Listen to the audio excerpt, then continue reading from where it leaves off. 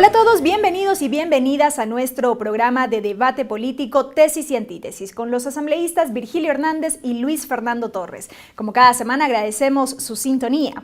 Este programa estará dedicado a las marchas del 17S y a la reunión de autoridades locales en Guaranda. En estas dos últimas semanas hemos visto una oposición activa, lo que nos hace plantearnos si efectivamente estamos presenciando su recomposición, como señala el oficialismo. Yo soy Belkis Sánchez y en los próximos 30 minutos estaré moderando este diálogo. Recuerden que Tesis y Antítesis llega hasta ustedes gracias a la señal de la televisión legislativa en los canales 42 en Quito, 22 en Guayaquil, 27 en la ciudad de Cuenca. Nos pueden seguir también por la señal de internet, por envivo.asambleanacional.gov.es. Agradecemos por la reproducción de Tesis y Antítesis a la red de canales comunitarios regionales del Ecuador asociados se crea y al portal de noticias ecuadorenvivo.com. Aquí iniciamos. Esta vez vamos a arrancar este programa con el video en la calle. Vamos a ver qué nos dicen los ciudadanos que participaron en estas concentraciones, que tuvieron lugar tanto en la Plaza de San Francisco, así como también en la Plaza de la Independencia. Veamos. Los que somos padres de familia estamos muy contentos con la educación, ¿sí?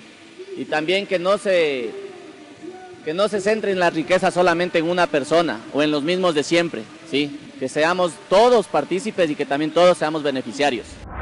Cierto es que estamos esperando un cambio, pero no el cambio que el presidente está haciendo. O dándole continuidad a este proyecto puede que se llegue a concluir con ese anhelo de que es tener una educación acorde para todos los ciudadanos. Lo de la educación que impone es una basura china. La nuestra es de sabios, que a nadie discrimina, porque eso es la nuestra.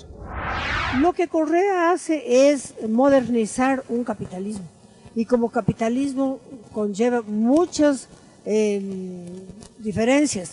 Ustedes ven, por ejemplo, aquí cuánta gente se ha terminado la pobreza. No. Antes nos tocaba pagar de lo que estudian los niños, nos tocaba pagar, pues ahora no, ahora es gratuito todo. Los textos, todo le dan gratis. Estoy aquí apoyando esto que debe de ser el inicio de un cambio de mentalidad en el presidente Correa.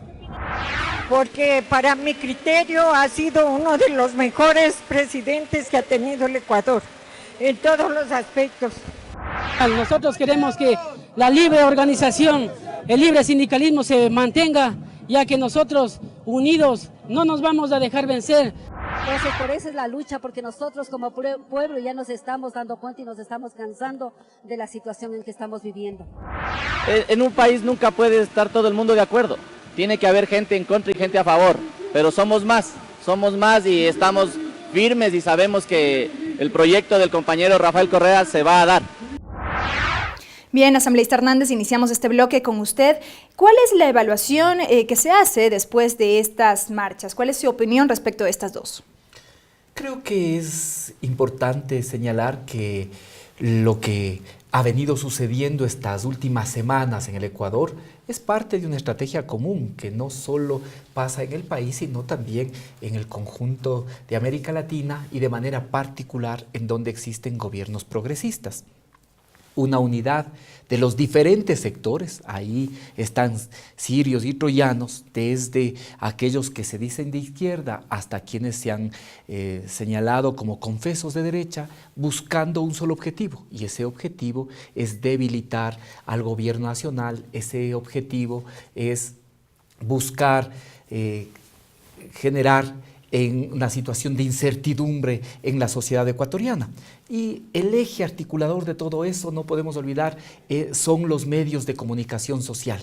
Ahí incluso se han desarrollado algunos planteamientos que tienen que ver con esto de las estrategias de golpes blandos, que lo que buscan es básicamente presentar una cierta inconformidad, generar movilización social donde puedan. En algunos casos incluso buscan establecer boicot económico articulado por los medios de comunicación, de tal forma que lo que vivimos en el país no es nuevo, hemos visto esto en la región. Adicionalmente, hay que señalar que es lamentable que los sectores de izquierda, con todos los límites que podemos tener en el movimiento país, sin embargo no sean capaces de entender que se está construyendo un proceso de cambio en las condiciones concretas del Ecuador, de América Latina y del mundo. que, como decía el propio Marx, la revolución y los procesos de cambio no se hacen en las condiciones ideales que uno espera, sino en las condiciones concretas que nos toca vivir. Y por ello es lamentable que ahora no valoren que muchos de estos cambios, muchísimos de estos cambios, han sido patrimonio histórico de las luchas de los sectores progresistas de la izquierda y ahora hagan de burro pie o de cola de león de los sectores de derecha que tienen otros propósitos. Creo que esto es básicamente lo que está pasando. Esto es una estrategia común de los sectores de oposición para tratar de debilitar al gobierno. Gracias, asambleísta Hernández, asambleísta Torres. Desde la oposición, su evaluación de la jornada del miércoles. Antes de la marcha del miércoles 17 de septiembre, el presidente de la República y otros altos funcionarios del régimen, así como asambleístas de gobierno, decían que se iba a producir una gran desestabilización y hacían llamados a defender la democracia. Pasó la marcha del 17, en la que participaron, se calcula, unas 20.000 personas. Fue una marcha de cerca de 20 cuadras. En la Plaza Grande con el presidente no estuvieron más de 7.000 personas. Y el saldo fue muy claro. Se pudo advertir que el gobierno sufre un desgaste político acelerado y que aquellos que estamos inconformes con la gestión podemos indudablemente manifestar y lograr una gran adhesión en la opinión pública. Es que el desgaste se lo siente y se lo ve. Día a día el desgaste se va acentuando, el desgaste político del régimen. ¿Cómo se lo evidencia? En el hecho mismo de que hay reacciones de todos los sectores. Conozco de algunos sondeos, encuestas que señalan cambios hacia abajo significativos en los últimos 3 meses, pero lo más evidente uno puede apreciar en el hecho de que el régimen se ha abierto muchísimos frentes, maestros, empleados de las telefónicas, alcaldes, prefectos, estudiantes, pues prácticamente todos los sectores importantes, me olvidaba del sector indígena, de alguna manera gravitan en contra de una gestión que comienza a mostrar deficiencias. Y es lógico que el gobierno sufra un desgaste. Han pasado ya 7 años, van al 8º año. No se puede luego de tanto tiempo esperar que la aprobación popular sea la misma de un inicio.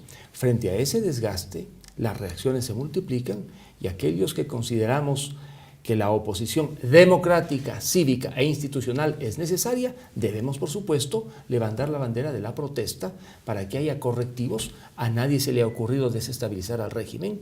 Lo peor que le podría pasar a este país es que el actual régimen no terminara. Pues tiene que terminar el 2017, tiene que cumplirse el ciclo constitucional.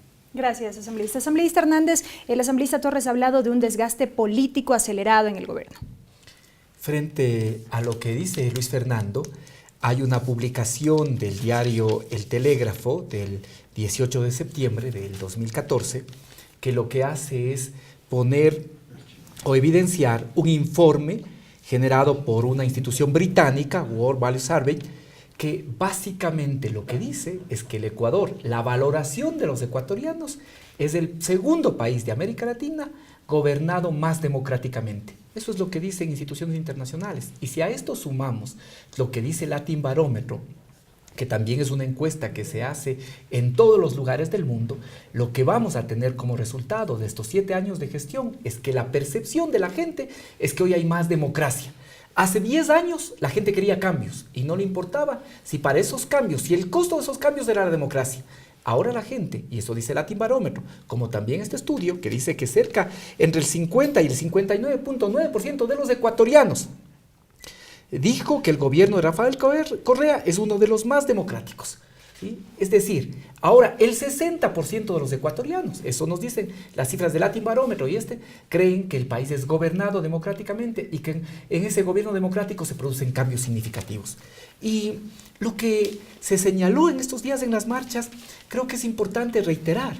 Falta mucho por hacer, obviamente. Precisamente, el presidente de la República planteó 3 prioridades para radicalizar la revolución: la tramitación del nuevo Código del Trabajo, la regulación de la plusvalía y la reforma en la seguridad social. 30 segundos. Sí, efectivamente, hay muchísimas cosas que aún quedan por hacer. El tema de la plusvalía, el empleo de calidad, seguridad universal. Creo que esto es absolutamente revolucionario, no solo para las personas que tienen vínculo de dependencia, sino para todos los ecuatorianos y ecuatorianas.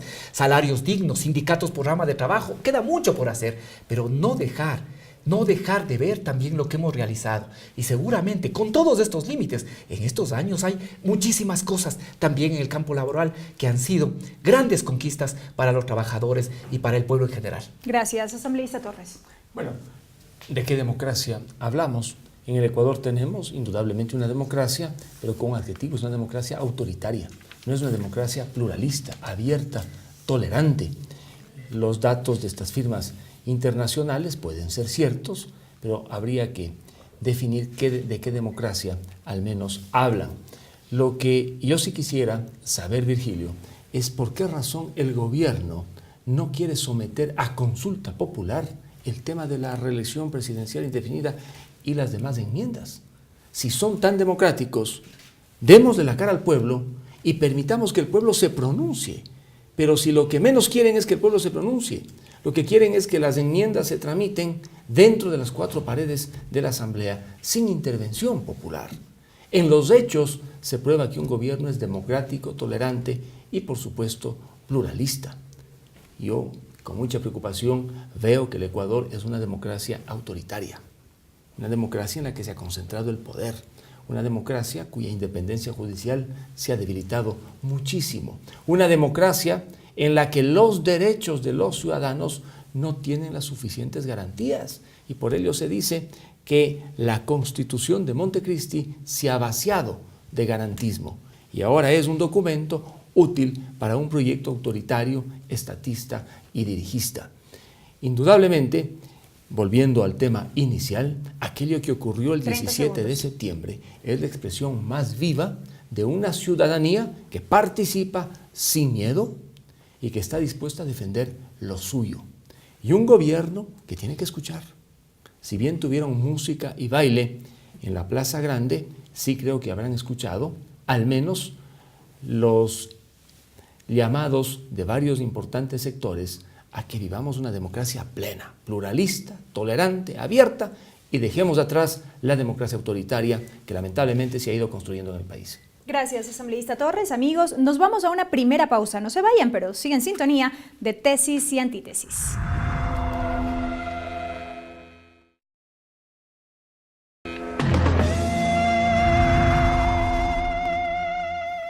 Amigos, estamos de regreso con más de Tesis y Antítesis. El tema de hoy, ¿hay una recomposición de la oposición? Recuerden que llegamos a ustedes gracias a la señal abierta de la televisión legislativa en los canales 42 en Quito, 22 en Guayaquil, 27 en la ciudad de Cuenca. Nos pueden sintonizar también a través de internet por envivo.asambleanacional.gov.es. El pasado miércoles 10 de septiembre el país se sorprendió por una reunión de autoridades locales. Juntos, varios alcaldes y prefectos de la oposición firmaron la Declaración de Guaranda. 22 autoridades locales entre alcaldes y prefectos se reunieron el pasado 10 de septiembre en Guaranda, donde firmaron una declaración con los siguientes 12 puntos. Diversidad. Reconocen un Ecuador unido y diverso que debe construirse desde los gobiernos autónomos. Autonomía.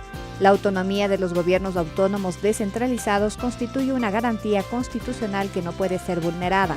Tarifas de transporte. Hacen un llamado al gobierno para que fije la política y estructura tarifaria de manera clara. Uso de suelo. Rechazan la pretensión gubernamental de interferir en la competencia para su control y la ocupación del mismo. Plusvalía. Declararon su inconformidad ante el anuncio de elevar el impuesto a la plusvalía y de presionar la de los prediales. Ataques políticos. Expresaron su solidaridad con las autoridades locales que han sido objeto de ataques políticos desde el gobierno nacional. Límites. Exhortaron a que las indefiniciones de límites internos se resuelvan por mecanismos de paz y diálogo. Ley 010. Respaldaron la posición de los GAD amazónicos en las reformas a la Ley 010 para un incremento de los recursos que reciben por cada barril de petróleo. Ambiente. Defienden las competencias en materia ambiental y exigen los recursos para el área rural en los gobiernos provinciales. Congope y AME. Manifiestan su inconformidad con las actuaciones del Congope y AME, que han desnaturalizado su razón de ser. Cooperación. Plantean construir una plataforma de apoyos comunes en materia de aplicación de políticas públicas. Nuevas citas. Mantendrán reuniones de trabajo periódicas para el cumplimiento de los fines de la presente declaración.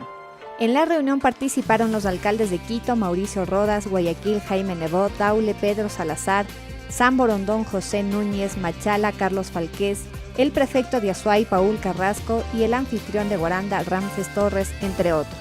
El encuentro de alcaldes fue cuestionado por el presidente Rafael Correa, el Movimiento País y el presidente de la Asociación de Municipalidades del Ecuador, Daniel Avecilla, quienes tildaron al cónclave como un asunto claramente político. Bien, asambleísta Hernández, continuamos con usted, pero antes de avanzar en este tema, el asambleísta Torres en el bloque anterior dejó planteada una pregunta para usted. Sí, es interesantísimo cómo se va configurando este bloque de la oposición. Ahora Luis Fernando Torres, que siempre ha estado vinculado al Partido Social Cristiano, hace de vocero del MPD y de los dirigentes sindicales, de los eternos dirigentes sindicales que existen en el país. Eso demuestra, eso evidencia que efectivamente hay una confluencia de intereses. Es lo mismo que pasa en Venezuela, en Argentina, en Bolivia. Los distintos sectores con un objetivo: detener la marcha del país y básicamente enfrentar al presidente Correa. Básicamente le preguntó por qué no someter a consulta popular el tema de la reelección y las enmiendas. Nosotros sí respetamos al pueblo y la Constitución nos permite diversos caminos, pero siempre el pueblo tendrá la última palabra, siempre el pueblo tendrá la última palabra. Tanto es así que en las últimas elecciones que hemos tenido, en la consulta del 2011, por ejemplo, se decía que el pueblo ecuatoriano va a votar de manera única, uniforme en distintas preguntas. Y lo que se vio es que existen distintos resultados. El pueblo sí discierne. Y de igual forma, en las últimas elecciones del 2014, el 70% de autoridades que se presentaron a la reelección perdieron. Por lo tanto, lo que se puede ver es que el que exista la norma de ninguna manera asegura la elección. Nosotros siempre escuchamos al pueblo y el pueblo siempre tendrá la última palabra. Brevemente, respecto de la reunión de las autoridades locales en Guaranda. Sí, es que yo creo que es un evento más de los sectores de oposición, un evento más. Y las cosas que se oponen lo que hace ver es que no han avanzado a entender todavía la Constitución de Montecristi, no han avanzado a entender lo que significa asumir la descentralización con competencias. Es que como vienen de esta teoría de que se hace autonomía al andar, que era lo que se decía en el año 2000, y nos llevaron, acuérdese usted, a que se realicen cinco consultas populares en todas las provincias de la costa y en Sucumbíos, que si se habrían podido aplicar, se habrían destrozado prácticamente el país, porque unos querían los impuestos, otros querían recursos de exportación, otros recursos del petróleo, habrían destrozado la unidad nacional. De tal forma que lo que se puede evidenciar es que esa es fue una reunión de los sectores de derecha, los sectores de oposición, pero que no han entendido hasta ahora el espíritu de la descentralización ni el espíritu de lo que la Constitución tiene respecto al tema de competencias. Gracias, asambleísta Hernández. Asambleísta Torres, su réplica. Bueno, yo solamente soy vocero de la democracia, de la libertad y de una lucha permanente contra el autoritarismo y las dictaduras. La izquierda ecuatoriana, los trabajadores tienen sus propios voceros, dirigentes indudablemente respetables, con los que se puede coincidir cuando deben defenderse principios, entre otros, principios relacionados con las libertades en el país. Las protestas, marchas, reuniones de los llamados opositores, críticos y algunos disidentes, porque también ahora están en esta orilla varios de los que gobernaron algunos años con la Revolución Ciudadana y han salido unos asustados, pues las reuniones, esas marchas, han sido todas a la luz del día, públicas, ninguna en secreto. No se puede entonces hablar de desestabilización, sino del ejercicio democrático a ser contrarios, democrática e institucionalmente, a un proyecto. Y claro, el gobierno quiere dar la vuelta a las cosas y presentar como que se viene un ejército simplemente a sacarlos del poder. Nada de eso. Es un ejercicio democrático de aquellos que no estamos gobernando el país en Carondelet, de aquellos que no compartimos todas las acciones del actual régimen, pero en definitiva, acción puramente democrática. Ahora, si es que van a llegar a excesos que quiebren los derechos constitucionales de las personas, la situación es otra. Inclusive, el famoso Santo Tomás ya hablaba de la resistencia legítima y nuestra Constitución habla de la resistencia civil. Asambleísta Torres, ¿la unión hace la fuerza? Pregunto esto respecto de la reunión de autoridades que mantuvieron en Guaranda. Mire, esa fue una reunión pública en la que los alcaldes y prefectos trataron temas de orden local, Uno de los temas centrales fue el relacionado con los pasajes. Jaime Nebot, que tiene una claridad sobre la gestión municipal, ha dicho sí, el municipio de Guayaquil se puede hacer cargo del tema del transporte en la medida en la que el gobierno transfiera todo lo que tiene que transferir, inclusive el valor del subsidio. Y dos, establezca la estructura tarifaria con parámetros claros. Pero si no transfiere todo el dinero, no transfiere lo correspondiente a los subsidios y no establece la estructura tarifaria como dispone la ley, la Constitución y la resolución 006 del Consejo Nacional de Competencia, prácticamente esa transferencia a última hora del Estado al municipio de Guayaquil es una tomadura de pelo. Gracias, asambleísta Torres. Asambleísta Hernández, la asambleísta Torres citó precisamente uno de los temas que fueron analizados durante esta reunión y que tiene que ver con el incremento en la tarifa de los pasajes para la transportación pública. Esta sin duda una papa caliente y al parecer ni el gobierno central ni los municipios quieren asumir el costo político y sobre todo social. A ver, en primer lugar, nosotros lo que hacemos es evidenciar la estrategia de los sectores de la oposición. Pero no tenemos miedo. Los únicos que tienen miedo son estos mismos sectores que se oponen a una posible reelección del presidente Correa. Y tampoco nosotros renunciamos a manifestarnos en la calle, porque no se puede creer que todo el pueblo o que gran parte del pueblo está con los sectores de la oposición. Básicamente, y eso también nos dicen las cifras, todavía el pueblo ecuatoriano cree que en medio de todas las dificultades y todos los límites, este gobierno es un gobierno que ha roto con esta larga y triste noche neoliberal, pero además también que ha marcado cambios concretos en la historia del país. A ver, en la reunión de Guaranda se presenta, vuelvo a señalar, una incomprensión de lo que dice la Constitución. Es que estaban pensando en esto de autonomías a la carta, en esto de discrecionalmente yo asumo o no asumo. No, la Constitución es bien clara. El artículo 264 señala con claridad, que la competencia de planificar, regular, ordenar el tránsito y transporte terrestre le corresponde a los municipios. De igual forma, normas que se hicieron con anterioridad. La ley de tránsito y transporte terrestre señala lo mismo en el artículo 30.4, en el 30.5. H, literal H, regular la fijación de tarifas de los servicios de transporte terrestre en sus diferentes modalidades de servicio en su jurisdicción, según los análisis técnicos de los costos reales de operación.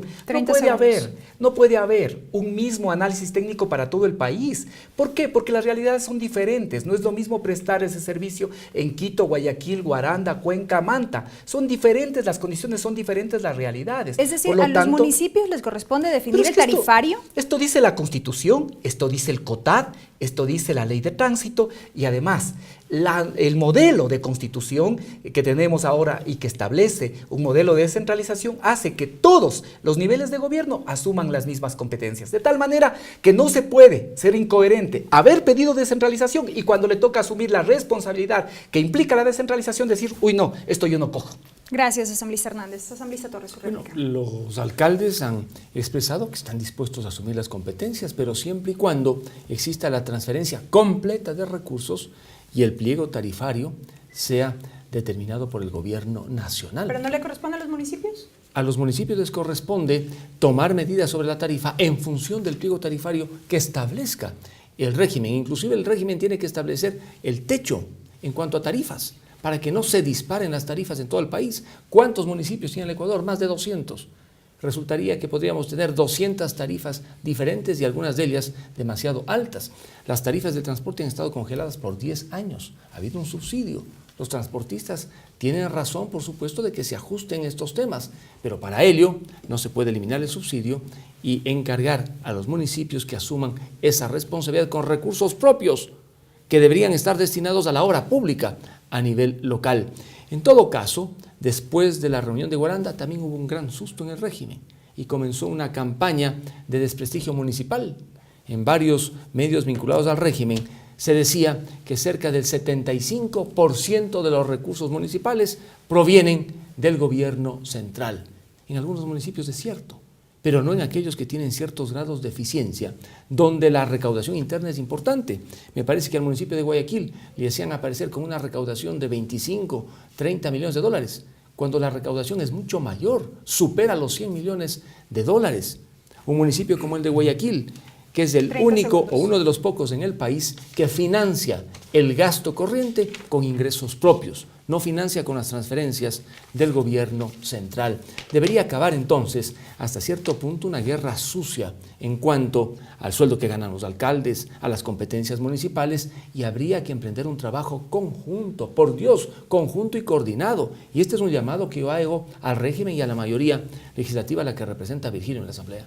Gracias, asambleísta Torres. Amigos, tiempo de una nueva pausa. No se vayan, al volver estaremos con el bloque final de su programa Tesis y Antítesis.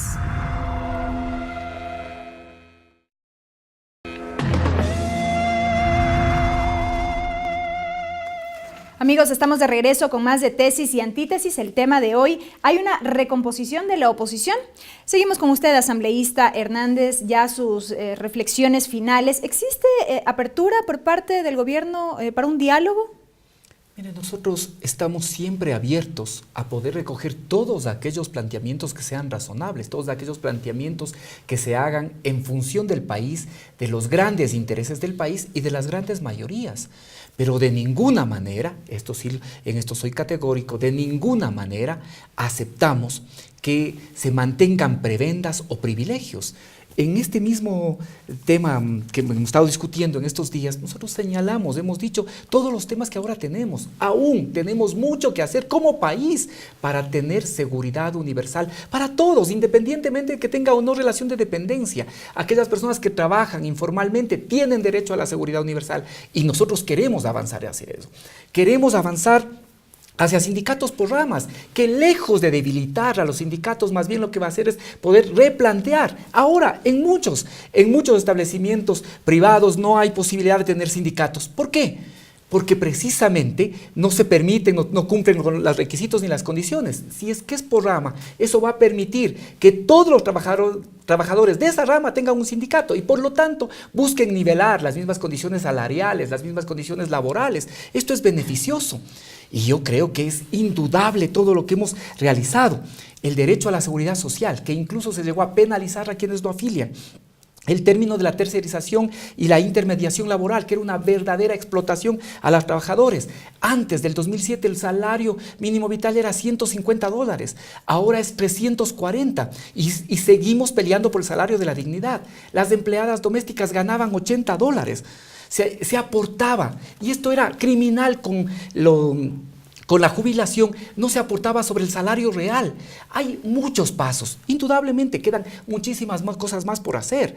Frente a todo esto, nosotros vamos a seguir trabajando. Frente también al tema de la oposición, vamos a seguirle planteando propuestas a los sectores políticos, democráticos y al propio país. Asambleísta, en este último minuto aprovechemos también para analizar otros temas de coyuntura. La Corte Constitucional se ha pronunciado en torno a estas demandas que fueron interpuestas a la Ley de Comunicación y también se realizó esta audiencia pública donde se argumentó este pedido de enmiendas constitucionales. Sí, creo que la Corte Constitucional nos ha dado razón, porque cuando efectivamente se discutió la Ley de Comunicación, nosotros señalamos que esto se había hecho pegado a lo que dice la ley. Y creo que los cambios que hace también son razonables. La Ley de Comunicación no puede únicamente, la titularidad y exigibilidad no puede ser solo para los extranjeros residentes, sino para todos aquellos que viven en el país. Creo que en eso la Corte tiene razón en estos señalamientos que hace. Lo mismo dice que la superintendencia puede pedirle a uno que establezca y que pueda requerir a los ciudadanos, instituciones y actores que pueda proporcionar información sobre sí mismos, pero aclara solo sobre lo que tiene que ver con la actividad comunicacional. Yo creo que estas tres observaciones que ha hecho la Corte son importantes, aclaran la ley, pero nos ha dado la razón en que la ley cumplió los procedimientos legales, que no existieron vicios ni de forma ni tampoco de fondo y que esa es una ley en beneficio del país. Y respecto a las audiencias, creo que pudimos exponer por qué las propuestas que están planteadas lo que intentan es permitir que el pueblo se pronuncie precisamente en democracia sin violentar lo que dice el 441, porque no se restringe derechos, no se cambia la estructura de la Constitución, no se modifica la estructura del Estado, ni tampoco se modifica el procedimiento de reforma constitucional. Gracias, asambleísta Hernández. Asambleísta Torres, su réplica. Bueno, el miércoles 17 de septiembre, 3 horas antes de que se iniciara la marcha popular de estudiantes, maestros, ciudadanos y trabajadores, la Corte Constitucional echó un balde de agua fría sobre los derechos a la comunicación, a la información y a la libre expresión. Nuevamente, la Corte Constitucional hizo reverencia al Poder Ejecutivo y a la mayoría parlamentaria que patrocinó la Ley de Comunicación. Es una vergüenza la sentencia que anunció el presidente de la Corte el día miércoles, porque demuestra esa reverencia y sumisión de la Corte Constitucional al poder de turno. Y en el tema del servicio público, que viene a ser prestado, según la ley, por los medios privados y comunitarios, los 8 magistrados de la Corte adelantaron criterios sobre un tema alrededor del cual no podían dar opinión alguna. Si las enmiendas están en conocimiento de la Corte y si el día jueves la Corte iba a recibir a los interesados en pronunciarse sobre las enmiendas, una de las cuales se refiere al servicio público que deben prestar los medios privados y comunitarios, no debía un día antes, el miércoles, la Corte decir que la ley es completamente constitucional y por lo tanto la prestación del servicio público por parte de medios privados y comunitarios es completamente legítima. Adelantó criterio. ¿Por qué lo hizo? No sé. Pero al haber adelantado criterio, dejó sin piso al menos el tratamiento de una de las enmiendas. Ahora bien, sobre este tema, la Corte Constitucional ha allanado el camino para una creciente estatización de los medios privados y comunitarios, porque al haber dicho que estos son prestadores de un servicio público, se le faculta al organismo de control, al Estado en sí, para que intervenga en los medios privados bajo los parámetros del servicio público, comparando, en este caso, a un medio privado o comunitario como prestador, digamos, de servicio de recolección de basura, de energía eléctrica, de provisión de agua, donde hay inclusive un tema de tarifas. Y la Corte Constitucional, por supuesto, no ejerció ningún control de convencionalidad, se olvidó que en el Ecuador también rige la Convención Americana de Derechos Humanos. Se olvidó la Corte Constitucional que varias sentencias de la Corte Interamericana de Derechos Humanos en materia de libertad de expresión forman parte del bloque de constitucionalidad. Ante estos olvidos, la propia Corte, con esta sentencia vergonzosa, ha abierto las puertas para que se pueda acudir al sistema interamericano de derechos humanos para que sea ante la deficiencia y omisión de la Corte Constitucional, el que ejerce el control de convencionalidad. Y le diga al Ecuador, la Convención Americana de Derechos Humanos está por sobre la Ley Orgánica de Comunicación, que desde todo punto de vista es inconstitucional e ilegítima. Asambleísta Torres, brevemente, ya superado este tema, su reflexión final respecto del tema central tratado el día de hoy en el programa. Bueno, en definitiva que ojalá las aguas vuelvan a su cauce y podamos pensar en el país todos, sin descalificaciones, sabiendo que el Ecuador tiene grandes desafíos por delante y uno de ellos combatir la pobreza y garantizar mayores condiciones de seguridad en el Ecuador. Gracias, asambleísta Torres, asambleísta Hernández. Amigos, ustedes han escuchado criterios opuestos en torno a varios temas que han marcado los últimos días, lo que tiene que ver con las movilizaciones del 17S, la reunión de los alcaldes y prefectos en Guaranda, la sentencia emitida por la Corte Constitucional respecto de las demandas a la Ley Orgánica de Comunicación y las enmiendas constitucionales. Recuerden que aquí, en Tesis y Antítesis, la síntesis les corresponde a ustedes. El video de este debate lo pueden encontrar en nuestro canal de YouTube y en la página de Facebook del programa Tesis y Antítesis. El programa se reproduce por la señal de la radio de la Asamblea Nacional los lunes a las 8 de la mañana. Agradecemos también, por supuesto, por la reproducción de este programa a la red de canales comunitarios regionales del Ecuador asociados, se crea, y al portal de noticias ecuadorenvivo.com. Hasta la próxima semana.